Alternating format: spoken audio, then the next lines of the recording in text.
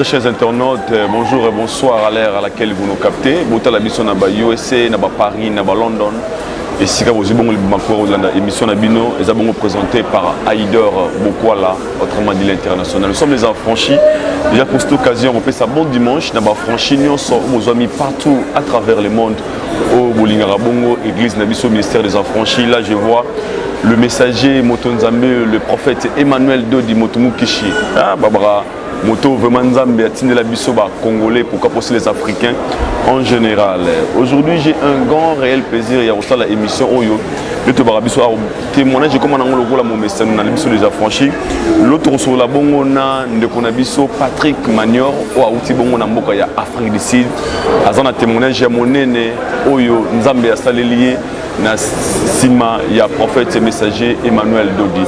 Comme d'habitude sur ce plateau spatial, je suis accompagné avec le prof et pasteur Chamala Oyo Asungara Biso ya bon Rabiso pe d'éclaircissement à propos de tout ce qui se passe ici dans le ministère des Affranchis. Je suis accompagné avec Makongimi, Fongola Nkarachan, comme ça nous dirons d'abord bonjour na Moussal Nanzambe, pasteur Chamala. Bon dimanche, bonjour pasteur Chamala. Bonjour Ndeko Alidor. Pe na profiter na pesa pembote na balani nyoso ya émission na biso Fimbo na Fimbo News espace pitopale pe to profiter to pesa ndeko Ken Makizembe oya azako séjourner na Bruxelles na famille na ye lisusu bon séjour Ken Makizembe avec toute la famille tolobaka toujours mot d'ordre ya émission oyo et boyamba biso na bolingo na esengo pe na mitema na bino toye kaka kotalisa l'homme et ses œuvres mutu na Nzambe na misala na bilembo bisika Nzambe azali ko utiliser mosali na ye il faut bilembo ya mosala ya Nzambe ya accompagner mosali na ye mosakoli ya tango Emmanuel Dodi. Voilà pourquoi nde tozali wana tolingi to pesa beaucoup plus importance na témoignage okay. Na sima tokoya peut-être koya ko commenter ce que Dieu a fait au travers l'homme de Dieu, l'homme du moment, l'homme de ces temps, le prophète Emmanuel Dodi. Voilà, bonjour Obesaramiko, Monsieur Patrick Manior. Bonjour Adidor. How are you doing? I'm well. Thank you so much. Merci beaucoup. Bon, la mission de l'eau partout à travers le monde. Nous sommes en direct na RDC, précisément dans la ville de Kinshasa, dans le ministère des Affranchis. D'abord, présentation aux Anani Péato Zawapi. Bon, merci. Merci. D'abord, on a une émission. Donc, je me présente comme prophète Manior, Patrick, résident en Afrique du Sud. Voilà quoi. Donc j'ai vécu en Afrique du Sud au moins pendant 18 ans. En Afrique du Sud? Ouais. Donc aussi fraîchement d'Afrique du Sud? Ouais, fraîchement d'Afrique du Sud. Et puis moi, la ville Johannesburg, Johannesburg. Donc en plus, Nazali chargé, il y a défense dans le ministère, il y a défense Nabiso, il y a communauté congolaise, INI, Afrique du Sud, il y a président Mavung. Donc voilà, donc de là j'ai fait un petit tour vers l'Angola et puis voilà que je suis là. Et pour l'homme de Dieu, le prophète Emmanuel Dodi. Voilà. Et là on est mis Patrick Manior. Comprenez, Patrick Manior, résident en Afrique du Sud. Moi aussi, les Ambogo na vendu, c'est une personne où on a pas mouké na Ebi. Bah autant la mission partout à travers le monde. Batu balingi bayeba et là on est mis Patrick Manior à Wazamba libosozonga oya Kinshasa, ça se passe comment? Bon. Koya Kinshasa ngana ya kanaya Kinshasa souvent pour les vacances, pour des raisons autres. Mais cette fois-ci, ils ont spécial. Ils ont chaotique après un long durée que nous avons été. Il s'est fait que naye Kinshasa sikoyo nané moko inattendu. Donc Koyananga Kinshasa Tourou ils ont vraiment spécial. Spécial? Ouais, spécial, ils ont spécial parce que j'étais souffrant. J'ai fait au moins 4 mois de maladie. 4 mois de maladie? 4 mois de maladie, vraiment maladie sérieuse. Depuis quand? 4 mois. Donc ça fait 4 mois. Donc Dabi Bani quand année nini. Et Bani en 2022, toujours en 2023. Donc j'ai fait au moins 4 mois de maladie, toi en janvier, décembre, novembre, mois d'août. Donc début août, je peux dire. Voilà. Donc j'avais vraiment des malaises extrêmes. Nazaki vraiment j'avais des malaises. Au début, j'avais des de tête. Bon, je ne savais pas quoi, au juste c'était quoi. En tout cas, malade des arômes dérangés. Bon, mon école normal les cas, moi qui mais ça ne tenait pas. Plus nazo vanda, plus douleur réseau Baxam. On a niveau Afrique du Sud. On a un niveau Afrique du Sud. Alors, ils ont obligé de mon médecin au niveau de Johannesburg Hospital. Johannesburg Hospital, comme on dit en anglais, Johannesburg Hospital. Donc, on a Johannesburg Hospital. C'est le plus grand hôpital. Johannesburg Hospital. Johannesburg Hospital. Voilà. Dans la Johannesburg Hospital, donc on a un spécialiste. Vous allez que non parce que d'ailleurs nous va recevoir une précision maladie. C'est un examen, un labo et ainsi de suite. Alors on a un examen sur ça là. Les amis plus pas le bilan il y a rein, estomac, voilà un peu ça. Mais je me suis dit bon rein, estomac, mais qu'est-ce qui fait qu'il y a douleur vraiment intense. Donc il s'est fait que le premier mois dans Sili, nazo potana ba douleur wana na katikati ya ba deuxième mois, en tout cas c'était devenu pur. Pur, quand je dis pur, c'est pur donc nazo kokola la thé. Pendant que vous avez traitement. Pendant que nazo ba traitement. OK. Nazo kokola la thé, nazo kokolia thé, même comme la maille ou maille, l'eau c'est la vie, mais pour l'eau c'était autre chose. Comme la maille ou comme est difficile.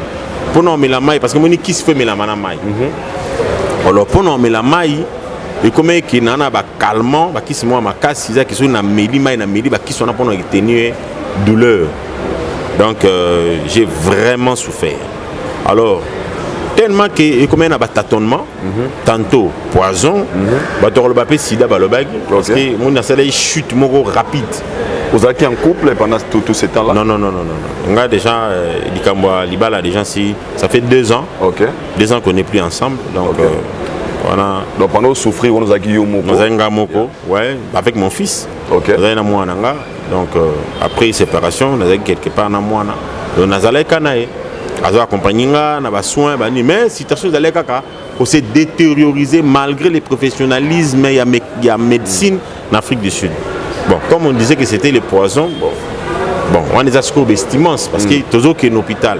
Les résultats, ils ont bima, ils ont des résultats. Mais sur place, ce que j'ai vu, ils ont des résultats. Ils ont aussi des perfusion. Dans la nature, ils ont des perfusion. Mais combien de points on a choisi. Ils ont choisi. Donc, à 10 na journée, ça ne me disait plus rien. Donc, combien de mis pessi bocha. Mais, résultats, ça l'a été. Sincèrement, résultats, ça l'a été. Quand on a le bakobé là, vous voyez, hein, les gens ont vie fait comme le pour comprendre. OK. Si on a comme l'ioté ou comprendre. Nasi bateau ba yebinga tout chata ba 1 année passée, attaque ba 6 mois passés. So bazota là ba au monara qui ça un peu bizarre parce que par rapport à poids nanga nandenge naza changement déjà ma casse. Tout psycho ça va nazo ngana remonter pente mais les équipements na chute à ma parce que des 120 kg à 70 kg ou 70 75 c'est beau. Et ça chute moi ma casse et chute un peu quoi ko bomanga. Oui, alors tellement ils ont tenir bon, oh non, il rose à la poison, bon bah ko soigner en Angola tout ça. Comme dans un business mon Angola, na fouti bien na moi na toye Angola. Malgré ça, na commis Angola, le même jour na commis j'étais obligé d'aller à un hôpital. Dans un hôpital militaire à Angola, c'est l'hôpital le plus mieux à Angola. Même niveau il y a médecine afrique ici des ans mais au préféré au tika non. à la quitter.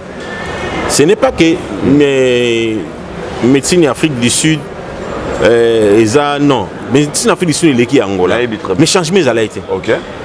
Plus nazo kende au lieu na mata nazo kita. Vous comprenez? Je prenais des médicaments, nous faisons comme nazo zoa mais changement ezalaki te. Donc na sala route toilette te. Donc en Afrique du Sud na betana 2 semaines na sala sel. 2 semaines. 2 semaines na sala sel te. Sel pendant na sala te. Donc zo kaka ba douleur moko na éviter so na zo expliquer no douleur on a évité go zandine. Peut-être à côté je connais pas pour expliquer douleur il y a robota mais na évité je pense qu'il y a un les gars. Wow. Parce que moi je voyais la mort, moi je m'attendais à plus rien. Je me préparais à ça. Je me disais que parce que ce qu'Afrique du Sud est quitté. Combien Angola? Je me disais que non, ça va pas. Combien Angola les mêmes jours dans combien Angola? Je me suis dit bon on a mes canapés pour que nous là docteur Moussous. J'ai eu à passer un petit temps là, na Kei, na hôpital. En tout cas, il n'y avait rien. Pour nous encore c'était pire parce que par même qu'on tâtonnait. En tout cas par même qu'on tâtonnait, j'ai des images, j'ai des photos. Côté échographie, na côté échographie, aux ana maï na à bassin. Donc aux ana irine les amoukié mais maï moko boisa est belé donc ba pesinga ba kisi pour na irinaka mais c'est les athées. Nous expliquer bon problème dans les constipation. Donc tellement dans la constipation, j'avais tellement mal que nous avons cocaté donc ils ont impossible oh là là. Et puis tout parce que barré ils en ont calcul. Aux hommes aux ça la CLT. Estomac ils ont dérangé. Donc pas moyen. Donc pas moyen. Tu comprends? On a comme une première peine qui nous avons préparé moi. Nous avons préparé pendant que non, tout peut arriver. Parce que non, on a ce lot dans la tête. On a la raté, donc bizarre. Nous avons lié à péter. Alors, pour avant d'avoir de mieux, moi j'avais décidé de ne plus manger. Aux Alaga, bon. Si on a lié, problème. Si on a mis des problèmes, pour nous en bien, on a fait ou soit il y avait système Erocha Bilo connaît une perfusion. On perfusé dans la journée sous 3 fois. Moi on est là moi bien à bouton rose alors moi il a pesé moi douleur mais toilette est ça té. Bazo il nga ba microlax et moi ba chop na moni microlax à mon nez on au chep na 2 mais rien au monsieur retour té. Donc en tout cas comment qui impossible. Ça je vous dis les termes impossible. Et comment qui vraiment impossible. Alors c'est fait qu'il y a un bon jour Nazoa qui message, il y a sœur Moko, il y a église A. La sœur Patricia, c'est Kapinga. On a parti à Angola. Parti à Angola, excusez. La sœur m'avait écrit, Nazoa qui numéro nanga, et pas Yamotopé. Excusez. Sachant que j'étais souffrant, à Komelinga, non, Babetenga, le soula, santé na yo, boye. Mais, oyo nga na yebi biso toza na solution na tuni boza na hôpital abino nga naza affranchi nazali mwana ya prophète Emmanuel Dodi papa na biso nzamba salela kayo bon j'avais minimisé ça OK vu que nga moko d'abord je sers Dieu na yebi que nzamba sala ba miracle nga moko sous prophète. Et puis, malgré ça, malgré la passe, la séminaire, les séminaires, moi, j'ai un qui n'a pas douleur, mais aux hommes, on a ce qu'on a mis tout niveau, ce que nous avons prophète, j'avais minimisé. Premier jour, on a qui était, deuxième jour, on a qui était. C'était les premiers, on a qui était, les deux, on a qui était. Vers 22h, 23h, elle avait tellement insisté. Je sais que vous voyager, vous en habillez, tout ça. Madame, effectivement, on a habillé.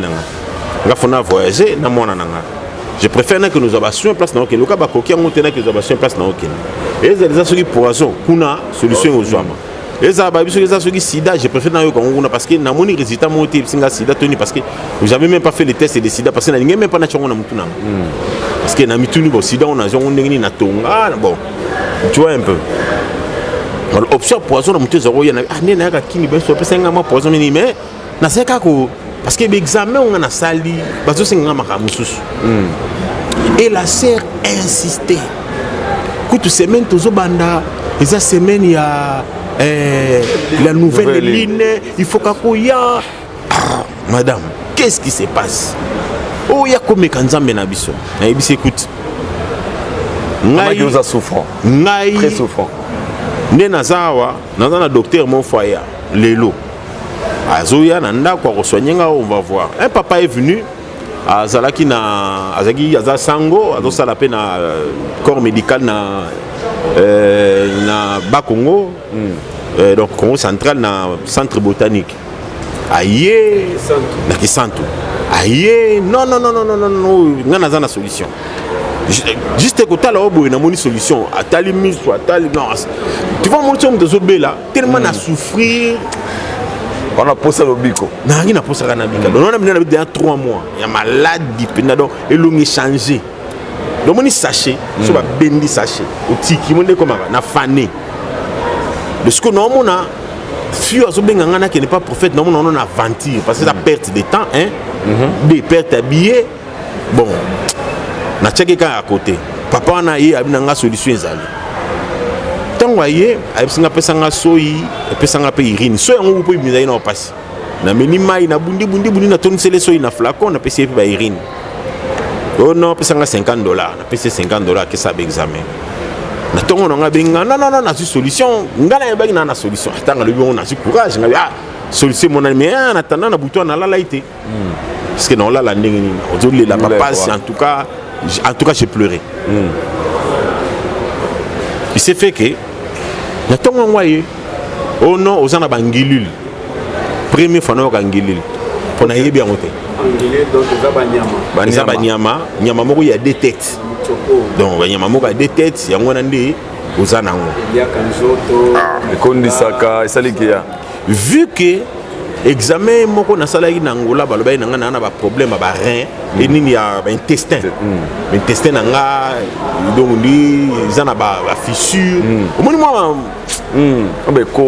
ko wana donc nazomona ka fona kufana nga po intestin soki katani okufa siko intestin zana ba fissure donc on a ce que mamba bisenga donc siko no comprendre que non intestin na ngomna ba fissure eza dia quoi ba pekisinga biloko kolia pondute pour l'estomac ma desute kolia matemba te kolia kwanga te kolia bama wa blo bele ba pekisinga na olia n'est-ce pas avant ko pekisanga donc et olia manon ndenge nini parce que appétit non appétit kolia ko tout parce que tellement souffrance l'équipe papa na linga ba kisimoko je vous dis mon ceux qui passe l'équipe ba royelo atelo ko olia tellement na comment na suka aelenga kisimoko boye ça sentait tellement mauvais mais so simana maboko ko akol apesinga kisona na mela moi demi bouteille ya mai wana melango mala moko na meli ba na sanza kanga motema kaka na kangi kaka motema moni moka pembe bwe na meli mais tu sens vraiment que kati na ngi bébé oh non wana peneki bo mama ngilil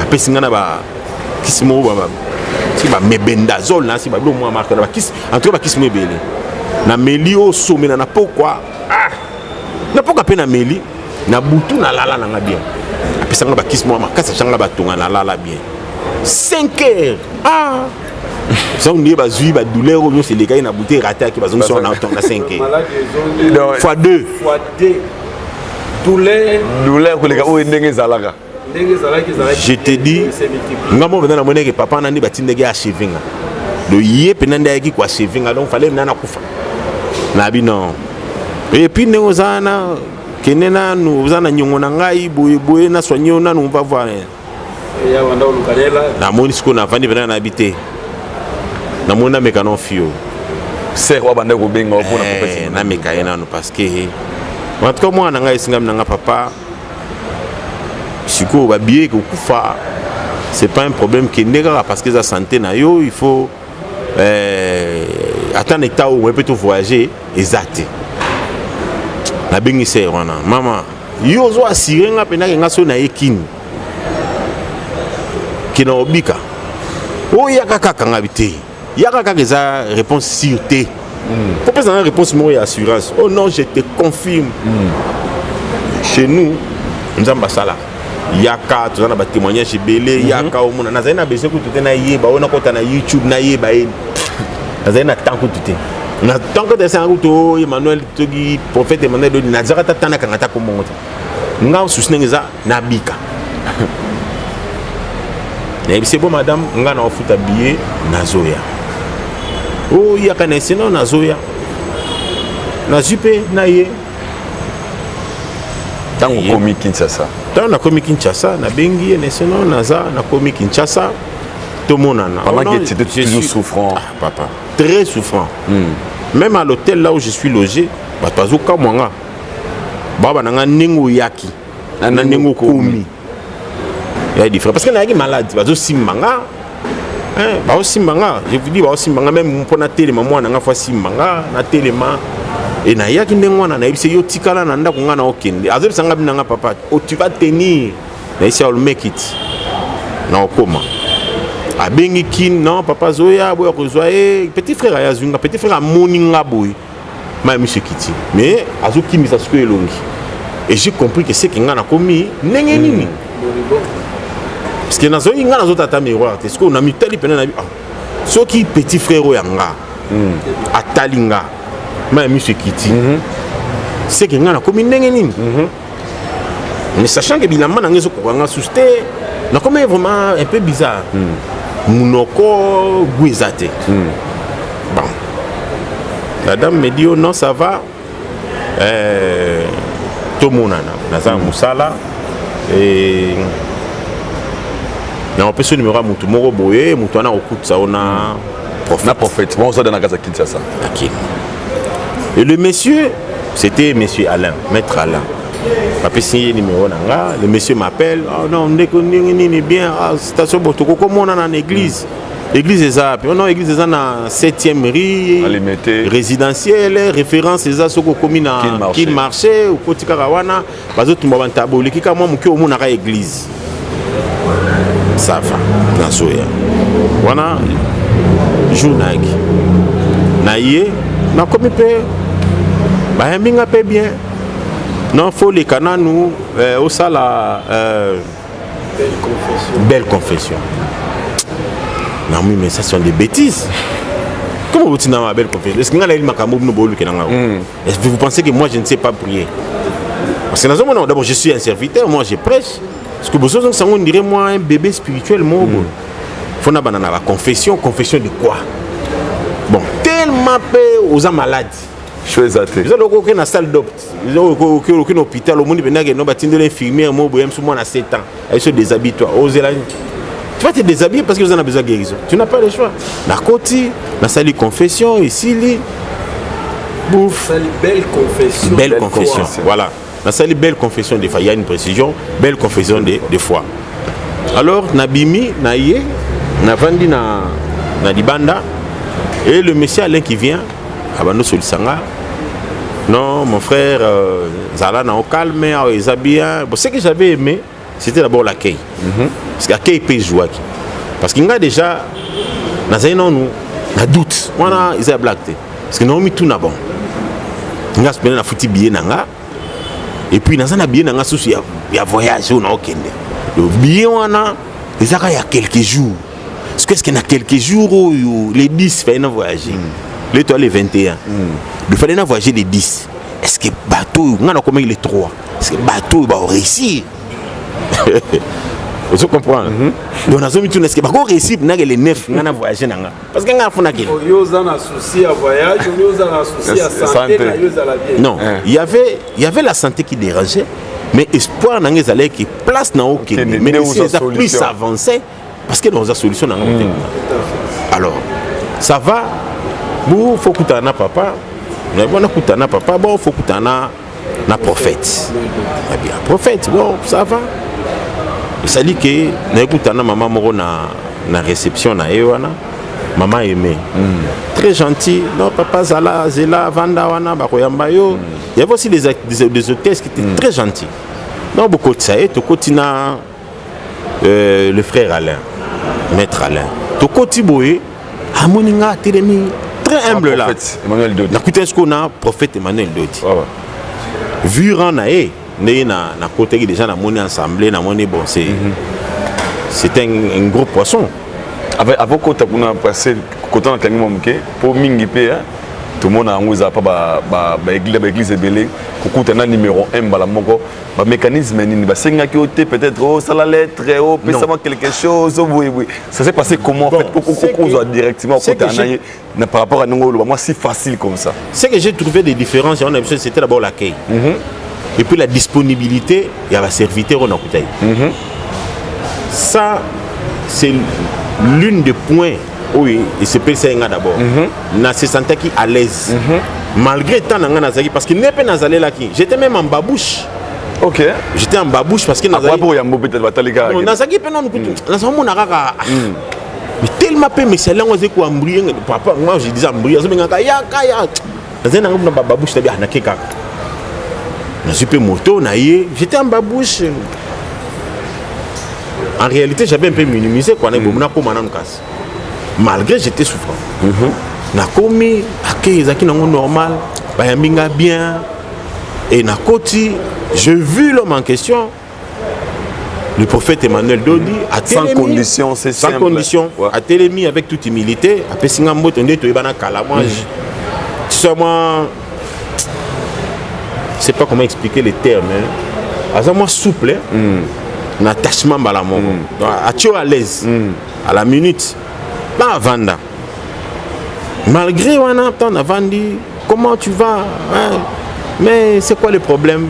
Na relaté pour la santé nanga ça va. Ça va? Ça va. Bon, c'est fait. Non, c'est pas c'est fait. Abnara, ça va. Oui, au côté kilt. Ngana yi na kutani na yo. Ya. Ayaki bukana tango kutana prophète na malobana a remonté moral a bandi ko pese likia pour te dire que non ça va ça ira au kobika. Continue na yo. Donc ayeb singa non. Ça va côté kilt. OK. Alobi nangelo msusite côté kilt. Non ngana moni skona ibo. Ngana kutana on ezalaka o une église so kutana na prophète do kutana na écoutez des gens, il faut une solution déjà. Mais si vous écoutez, c'est obligatoire. On dirait...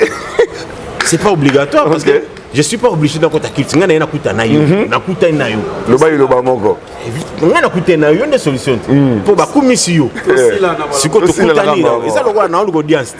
Nakuta est-ce qu'on a mutango audience. Si ko pesa na réponse, oui ça nga zela na. Na ino na koti na église. Ton na koti kill te bandi, atele misinga. Aïe, non, le frère vient de l'Afrique du Sud, il a maladie. Oui. Mais, il s'est pris en charge. La phrase moko, phrase on a dit que bougeait moi battu belé. Alors le frère, c'est que d'abord j'ai aimé. Azogo, il met chacun sa place. Azogo nga le quoi. Moutounio sauté. Aïbe qui n'a pas serviteur, azobinganga na poste nanga. Serviteur homme de Dieu. Abi, je sais que tu es un prophète. Mais Dieu m'a dit. Obi sogi ce venant pour mamanza me peut aussi kama kasi souci obimino pokena. Parce que comment toi tu te prends? Non, ça viendra. Nous avons analysé dans nos mots parce que ça pèse. Au moment où nous sommes babi, nous avons aidé. On a aidé dans le sens ni. Parce que quand on dit aider c'est la finance. Mais si nous sommes malade, tu comprends? Je me suis devant un médecin. Ce médecin tu seras guéri. Je sais qu'il y aura des médicaments et ainsi de suite. Mais je me retrouve devant un serviteur de Dieu à Talinga et puis il a banni mes douleurs. Donc à mon nom, rien. Pour exemple, maman que non, je vais te guérir. Ngamo peut quatre dans la vie, mais tu débordes un peu. Mais moi, c'est ce qu'on a talé bien. Tu vas me guérir. Donc ce n'est pas Dieu qui guérit, c'est toi. Or en lui, il était déjà disparu. Vous comprenez? C'est ce qu'on continue à développer la personne. Il n'était plus lui, mais il était maintenant lui incarné. C'est profond. Tu comprends? Il était maintenant lui incarné. Je suis. Donc comment est-ce que je suis? Et il y a 8 charges. Et en moi, et nourrissez un espoir. Mais dans minute on a espoir ils allaient noter parce que na zwa ki ngona nous que yé Nega Bomoto. parce que ngana zo zila babiloko ya mona na mona ba cérémonie mo yo mona ka ils ont oumé parce que d'abord ngana na zagana nous parce na yona na sali pe toilette c'était 2 semaines na sala toilette na ba douleur na zo la na passe parce qu'on a téléminé na force parce que force on a téléminé on a zo s'attendre ba ça la démonstration na kende ba changata loboko kende toilette rien ou bien siko kendo vanda na kena vandi ngamona bon ça va tout à la journée on peut sili na zongi nanga o fo ya lobby lobby on peut na ye lobby on na ye na bandi na bureau na koti na bureau c'est lui-même qui a demandé que babenganga babenginga na koti na bureau ndena bika keza ki bien bayambinga non mais c'est là le bité le zangate il faut que tu ailles moboso la bino mbale to koti na kati boy espérant que achanga lo boko sala ba nezaka ba délivrance ba nini parce que je suis malade na minito malade de comme na état moko critique je m'attends à quelque chose tu vois j'espère quelque chose ça lokola moi nazana nzala papa yé alors s'attendre papa pese lipa tombe lo mobe calmer mais lui me regarde pour me dire que non vanda na vandi a tourner à longue na table na ya talinga a chinga le beaucoup 1 minute je ne sais même pas si c'était 1 minute parce que 1 minute c'est encore des secondes 30 je ne pense même pas si c'était 1 minute a chinga le boy c'est fait a fini sonnerie na e gain c'est fait a sonné sonnerie mutum soir ko tanabimi en tout cas na bete liba na beta qui vraiment liba kunga bisa donc nenge ka makamoto ka yakin bazaka ndemo batama ki na ventir kaka parce que vous avez sous à ventir au saranate donaz na nous raisons que billet nanga passe temps et puis dans ça billet nanga na okende extérieur donc on perdre billet na yelikin na perdre parce que na sous na visa yakin na perdre sous billet na na raisonner ce que la fille Patricia la fille yo asaka nanga o abenga na asaka nanga sikoyo na bengi nanu parce que na kota suna kilt na ye na vandi na zaki na 3e na rangée principale mais na 3e 4e chaise na coin na vanditi kande mati ale na kei aussi église te na 6 tout tout donc tant on a moné kaka bimi na teleka na musika na bia c'est monsieur blaga avec moi na kenanga tant na kei na jusqu'au coup de fil mais c'est mais non kei c'est Alain non bosaka nanga vous avez blagué avec ma personnalité donc le quoi non bela beaucoup non ça la calme c'est que la fille m'écrit non zokende mais c'est yuku ko lobisangate ko meka ko ko melangate parce que notre raison non yene mtaluke nga ba problème on ngana yé et puis yé mutasali ke ngana na futa billet non est-ce que espoir ngoyo zoro loba eza wapi mais il y avait quelque chose où il disait que ce que zo ngana mémoire c'était jour na yaka premier jour na sima j'ai trouvé un frère qui était aussi malade frère on a prosanga binanga bineko nanga nga pena malade mais j'ai confiance c'est fort parce que le on a ce que etika ngana tele nga otambola zo potana na otambola mais na bunoko ne asakaka j'ai confiance et matin nga pe moi mke bon abina nga omoni nga kuna otambola moi mke mi ne nazalaki etika mikwa na ngeko mama makasi mais j'ai confiance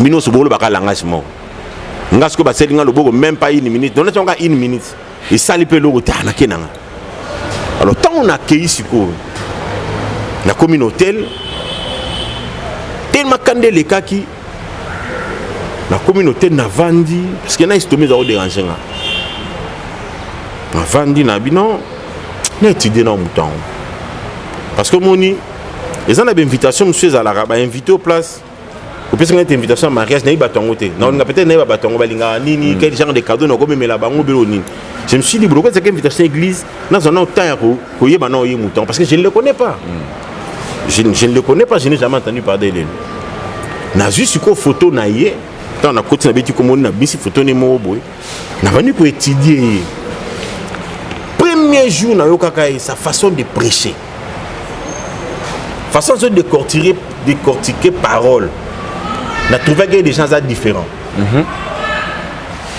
et puis il lâche des mots il ne craint rien Et ça va biloko etikaki sur le point de vue social, politique, spirituel, azoko beta ba niveau moko. Ils ont dit tout ça doctorat. Les gens diraient ils églises. Ils ont dit ils sont à l'université, ils préparer ba thèse. Il faut ça na mutu pour comprendre maramba oloba. Premier jour on a que na image que malgré image on a c'est la guérison nanga. Mais ce que tellement salama été jour on a na mona alors tant que vous savez que étude Nathalie Nabino. Mais apparemment le monsieur parle bien.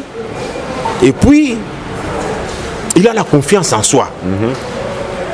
Tu comprends? Alors, j'attends qu'on analyser.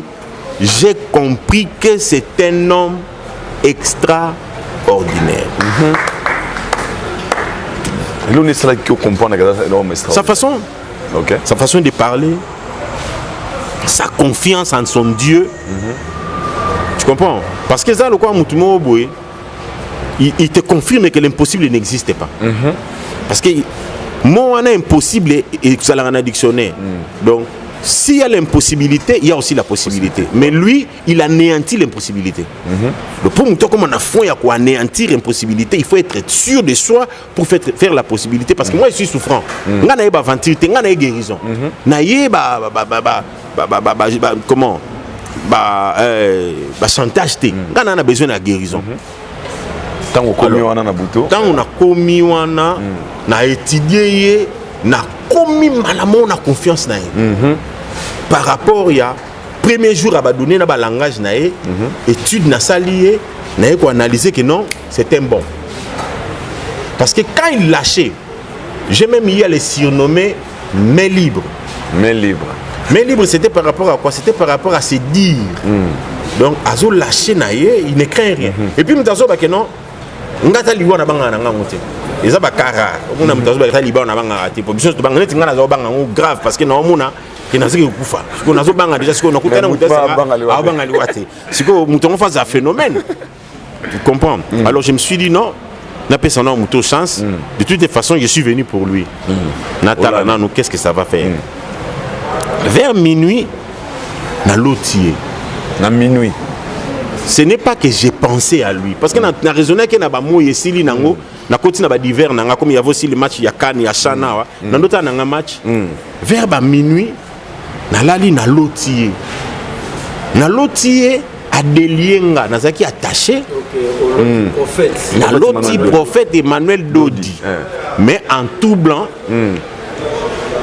asimbinga pété Koutinga na singa donc du chamon ne bakanga pe na taba oui na kingo na c'est pas na jambe mais na kingo donc ça mon tba tient taba singa na kingo cela veut dire aza prêt pour aller en abattoir pour babomaye vous comprenez très bien alors nazana singa sikoyo a ordonné a simbingate a ordonné que bo délier d'abord azotuna na ngwa kangi bolongole singa wana. Et puis j'ai vu que Singa est longwe. Wow. On a d'abord un ndoto. Alors tant on a moni Singa longwe, na zai na ndoto. Na yoki moi malaise mo na lamuki. Tant na lamuki na yoki pour sa toilette. Na yoki na bouger. Après bando après 2 semaines on a zalaki na on a nande pe na yaki na komaka le 3. Na komaka le 3 janvier na kin. Donc na malaise wana na yoki ce qu'on a réalisé que tout est donc il dit bouger peine bouger dans son oumeli au bébé ici na ken na côté toilette na se libérer après 2 semaines 2 semaines plus parce que 2 semaines ils avaient déjà côté kuna mais tant on a yaki pe déjà na zaïsou non ça n'allait pas bah 16 jours parce que na zoro lia na ngapeti ouais ozomona na olia na ngate na zo banga na nga na ozo kaka ba moi ba bloc wana ba moi ba meni moi kisi na nga et puis mai na omena muke parce que yango pe do sala ke sala nga sous passe na estomac parce que na zo banga pe ko mena mai wana pour na passe mon frère quand je dis que passe blague te passe donc au monde papa mukolo bazo lela et pe sona mawa na zaïso na on le lisi moi na après na bouton sentir na se libérer en tout cas na se libérer qui na tokipe.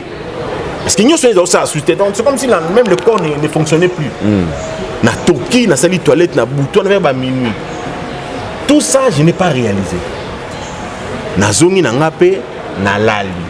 mais on a ce que c'est à communiquer déjà un message bien na bon nga répondre mais ça l'impe na bon nga pour nga bimé déjà na kanda alors sikoyo il s'est fait que na tongo na ngo sikoyo na réalisé que oh mais moi j'ai fait le grand besoin sikoyo nga mona besoin na bien nenge kaka loba qui c'est fait donc c'est que à ça là quelque chose. Vous comprenez?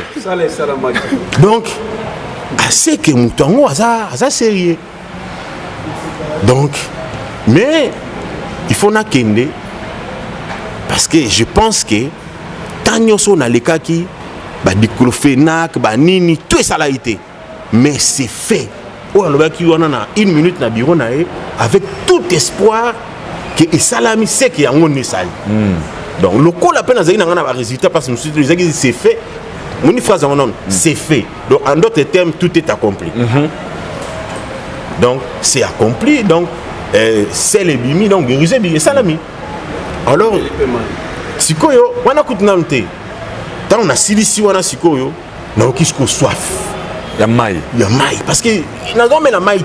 Maille, non, mais on a pour la kissi. On est dans ça, même gastrite, comment il est élevé. Non. Pour ça, pour la première fois encore. On met la maille na petit. Après combien de jours? Après 4 mois. Parce que moi j'étais 4 mois malade, souffrant. Comme la maille comme il faut. Maille c'est poison. Balo c'est la vie mais nga pona nga maille c'est poison parce que j'ai souffert. Au moment où j'ai souffert, on comprend était bella au comment on est allé na comment qui nous comprendre. Même si anglais ils ont susté. Tant on met les mailles. Tu comprends? Tant on a meli maille ou on a meli moi moulenga na pena maille na meli pena maille na silisi pena na biki ko na bengisco Messie Alain. C'est Messie Alain miracle. Amen. Hey, n'est-ce qu'on habité prophète Emmanuel Dodi asa ensemble. Na baninga mo non ko confirmer. Na sengi nzambe merci ngona non ngamuko na sengi nzambe merci ya kokutana na ye ya ko exister ya existence na ye et puis na Congo papa je répète je viens de l'Afrique du Sud rien ba pasteur rebelle bazakuna l'église a miné toyoka ba délivrance modèle na modèle tu comprends oui très bien rien na Angola pe idem rien tu comprends moi-même Dieu m'utilise rien tu comprends rien. Alors, non, Nzamba Sali. Le cap est dans une semaine, il y a nouvelle ligne. Alors, il a prêché sur l'ange. Tu comprends? Quand il prêchait sur l'ange de l'ange intercesseur, il a expliqué que lui, il est notre ange, que Dieu a démontré que nous avons utilisé. Mon cher, j'ai cru à ça. Parce que nous avons un témoignage numéro 00. Au moins, nous avons à Oyoka, mais nous avons à vivre. Nous avons une différence. Nous avons à vivre. Ce qu'on a dit, premier jour, na Yaka, na deuxième jour, na troisième jour, changement bandaï. Quand je dis changement, changement. À témoigner, que Talanza Massalélinga grâce boy. Le jour suivant, na ke hôpital, j'ai un examen, il y a ma casse, donc j'ai même des résultats. Tu peux voir ici. Okay. Des examens que je devais effectuer, il y a une consultation gastrologique. Il y a un examen, donc on a sali examen nyonso. Comprenez? OK. On a sali examen. On est dans l'hôpital Nini. Oh, il y a un HJ.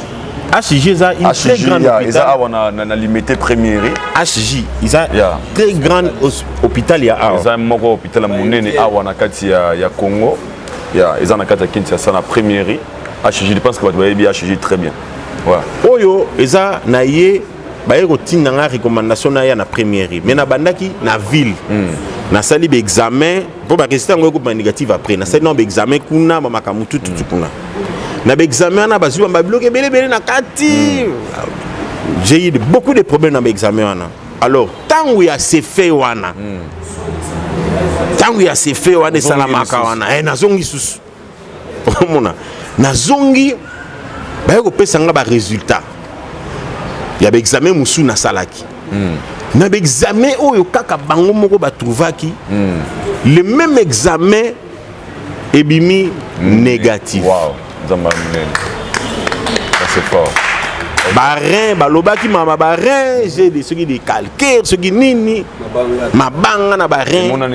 Et puis quand toujours en temps on a zolo bakeno nga baza ba bina nga no hôpital ba bisinga keno suite à ba gêne prière ne salinga ba bina abinga yo na sala ka ba gêne o saka na te so d'aller ko pona bongo mbele nga na kufa abina nga moi je vais te guérir. Il était tellement confiant. Et j'ai donné, j'ai expérimenté, j'ai cru. Ça peut être rapidement. Ok. Rapidement. Parce que ils ont confirmé dans l'hôpital HJ à Salaki Awa, conclusion Yango Balobi, pas de lésions pleuro-parenchymateuses démontrées.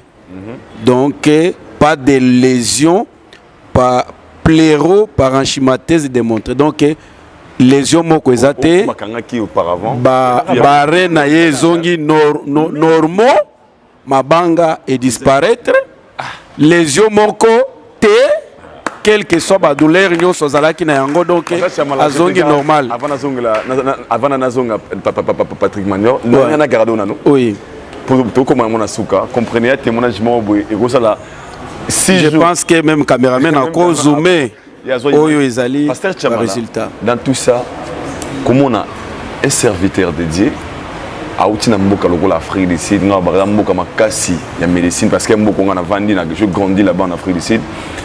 Azongi awa na Congo, azu lobi kona na ba hôpital té mais pas ya prophète Emmanuel Dodi. Nyos wana to rolo banini dans tout ça en général. Ndeko Alido mingi ya koloba ezate batunde bazana kati ya pongi bazana distraction bazoye bateke pendant ce temps Dieu a visité notre pays. Nzamba a visité mboka na biso. Nzamba a visité mokili. Visitation ya Nzambe yakana un grand prophète. Bible zoloba na like que un grand prophète est à Paris et Dieu a visité notre nation. Mais batunde bazana distraction, bazola la pongi, bayebite ke Nzamba si atindeli biso mutu. Mutu wana c'est le prophète Emmanuel Dodi. Oyo a doté ye na puissance et divinité moko extraordinaire. C'est ce qui fait que la ninde ko lobi ke tango asali ba analyse, akei abandi ko analyser sur l'homme. Lolenge na ye, mateya na ye, façon ya ye à coopérer, maloba na ye à comprendre qu'il est extraordinaire. Un prophète tango aye azalaka extraordinaire azalaka na langage ndenge moko na batu nyonso. Soki batu nyonso ba opéraka il faut batindika mutu na maboko akweya non. Ye azakaka liloba na ye kaka lobi kaka c'est fait et son Dieu opère les miracles. Amen. Ndenge miracle salami na nde na vie ndeko. À force qui était, premièrement, il est humble, ayambie na mbongo te. Deuxièmement, ayaki azala déjà yakobukana.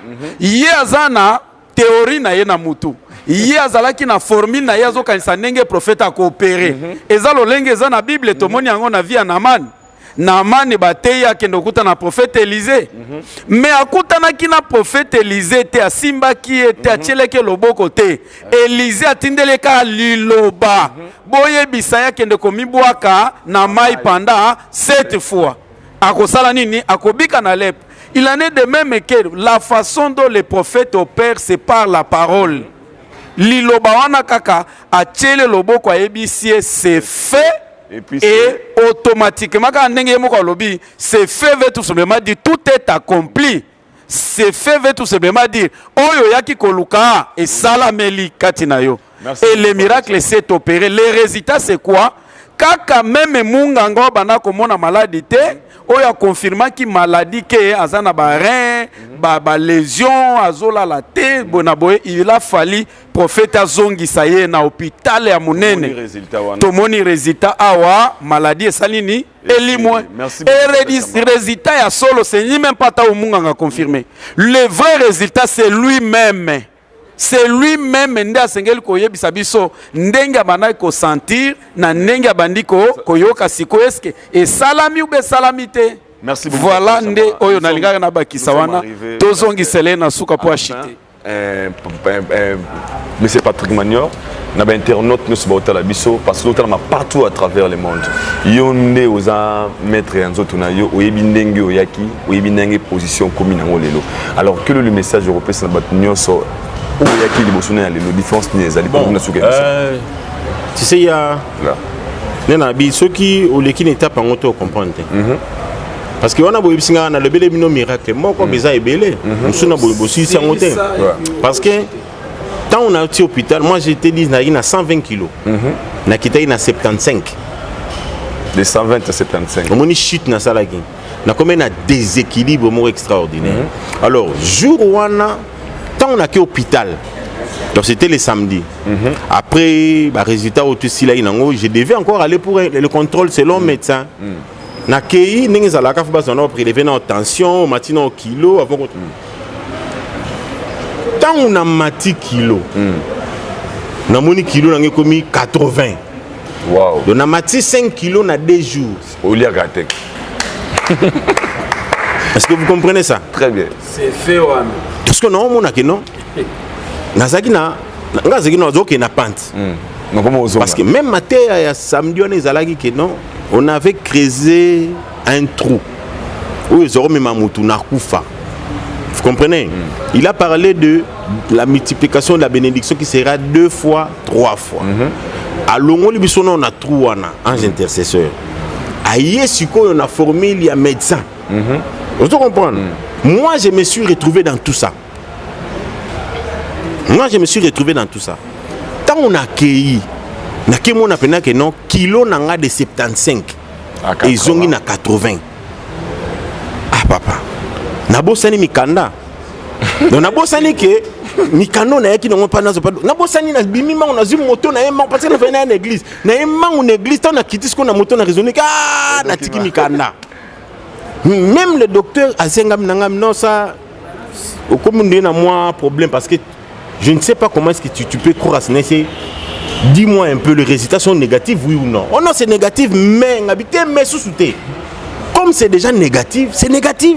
Parce que yo comme l'enga examen belé awa, mais ce qu'on a yé kakapa na yo moko et bimi négatif. Ce qu'on a sanga menini. Na bimi. Parce que na mon on ça perd de temps. Amen. So yo moko en soi. Si on a un soir, non, il y a bien. Vous avez comme la maille normale. Quand on a aussi na silisa maille, on a silisa déjà donc na zonga na normal. Si on a récupéré même aspect physique parce que j'étais moribond. Sur talinga, au tali premier jour, au tali deuxième jour, na zone matabe chelon. Si on est il s'est fait que na vendu des sous parce que on continue à étudier. As un phénomène. Il ne parle pas comme tout. Il est extraordinaire. Tu vois les hommes ordinaires. Il parle de la même manière, ils agissent de la même manière. Il est extraordinaire. La manière dont je m'attendais. Nena Zago Zelelae. Les années Nazuete. Les autres c'est la présidente côté de la Porto à Bimian. Je m'attendais à ma cérémonie Morobo et salamité salamine Moussous. Ce que j'ai aussi la raté. Tant on a que ça, il est sur étude, comprendre rien. J'ai compris quelque chose que non. Mouton est différent. Et j'ai. Moi, veux mon amour. J'ai écrit ça. N'habité, bah tu vas comprendre les motos. Et comme on dit moi prière n'a ngamour boué. Comment ça baba maintenant tu peux baba bazo liboko talango pour tout comme na suka dans le b-boy. On a coutu. Ça il quoi troisième miracle parce que je l'ai dit, il m'a guéri spirituellement parce que même dans le spirituel j'avais des problèmes parce que tu vois, déjà on a doute, c'était un problème mais ça fait blocage. Dans le spirituel à débloquer dans le physique c'était ma guérison. Vous comprenez? On est dans la deuxième étape, troisième étape c'est la finance parce que dans 3 biloko à l'obé là moi j'ai bénéficié dans laps de temps 4 kaka une semaine wana nga na tout. Donc une semaine tout parce que zaka mercredi à dimanche nga na tout. OK. Yoka, c'est que moi j'avais écrit moi Patrick Magnor, je crois au miracle de la nouvelle lune et confesse que l'ange intercesseur, le prophète Emmanuel Dodi, que l'Éternel a envoyé, a l'œil sur moi. Ma santé physique, spirituelle et financière ne sera plus le même car je suis affranchi. Je crois maintenant que j'ai vu les prophètes que Dieu avait promis pour le monde. Je crois maintenant. J'ai cru comment? Suite à ce que moi j'ai vécu, papa, j'étais souffrant. Moi je vais conseiller ceci. Les pasteurs, les hommes de Dieu, ne soyons pas des lâches. La lâcheté ne paye pas. Ils ont bandeko bazana Kinshasa. Ils ont bandeko bazana Libanda. Moi je vous dis sincèrement, même les gens qui me connaissent, je vous dis, moi j'ai vu la main de Dieu. Amen. Yeah. Moi j'ai vu moi si oyo asimbaka ilamba yesu na makila il fallait kaka yemoka betela batidi solo ya pasi amala ki na ngana beti pasi parce qu'il faut vivre ngana vivre. Et je vous dis sincèrement que le prophète Emmanuel Dodi est un homme de Dieu réel. Merci que Dieu a envoyé pour cette nation. Boya, bo hésiter, te bino batubozo talango en cachette, bino batubozo mi bomba, bino batubozo finga, parce que j'ai eu des appels batubozo bengaye, non, aza nigérien, aza mutaba occulte, science occulte, et j'ai compris dans l'enseignement quand il a parlé de la nouvelle ligne. Les occultistes ont compris que à Fongoli batu misu parce qu'il avait même parlé quelque chose que non na vie soko lungo bonga fo fonga misu à travers matin ya wana dimanche ngana fonga misu et le lundi j'ai vu les miracles financiers. Amen. Ça c'est très fort. Merci beaucoup Papa Patrick. Comprenez, le témoignage est tellement moula et c'est tout l'andango. Nous risquons tout ça la émission de 5 heures du temps vu que baba télévision zangonga. Alors le mot de la fin, on va donner ce balandi biso même en English. Et ça la plaisir parce que tu peux payer anglophone. Moi message moi souka comme ça to clôturer na pasteur Chamala. Yeah. Kadapso ata olia la sa télévision ta fala isso. Eu ta fala no português. Aqui no Congo tem prophète do Deus se chama prophète Emmanuel Dodi. Aquele moço é homem do Deus. Quando você tem problema, vem no Congo. Aqui no Limete você vai tirar a solução aqui. Wherever where you are, let me tell you something. I've been suffering for 4 months. I say 4 months. I've been in South Africa where the technology was very high with the medicine, but I didn't get any solution. Let me tell you, we have a man of God, a real man of God, a true man of God, because I don't know how to say it. That man have double portion of blessings. I get a solution here. I was very sick. But now I'm healed. Amen. In the name of Jesus. Amen. J'étais vraiment malade. Quand je dis vraiment malade, très souffrant, j'ai rencontré l'homme de Dieu, le prophète Emmanuel Dodi, bulldozer, l'homme à la main libre.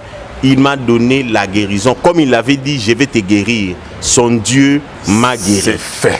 C'est fait. Merci beaucoup, M. Patrick Magnor. C'est à moi de vous remercier. Papa, pour ça, Chamala, tout clôturer l'émission. Mot de la fin, message à Sougouropé, c'est dans franchi tout bazar partout à travers le monde. Et na bao européen jusque-là.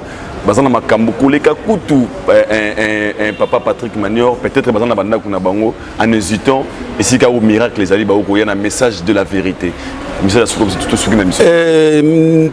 Tolingito Lobake, je pense que ndeko tolandi témoignage na ye ndenge auti ko décortiquer yango ayaki moribond et je pense que même bato bakolanda bazotie la biso photo na ye ndenge azalaki avant ndenge abelaki ndenge akomi 3 étapes wana je pense que barotie la biso pour vous dire que pendant ce temps un seul homme de Dieu que Dieu nous a envoyé sur la terre pendant ces temps, que Dieu utilise avec des miracles authentiques, c'est le prophète et messager Emmanuel Dodi.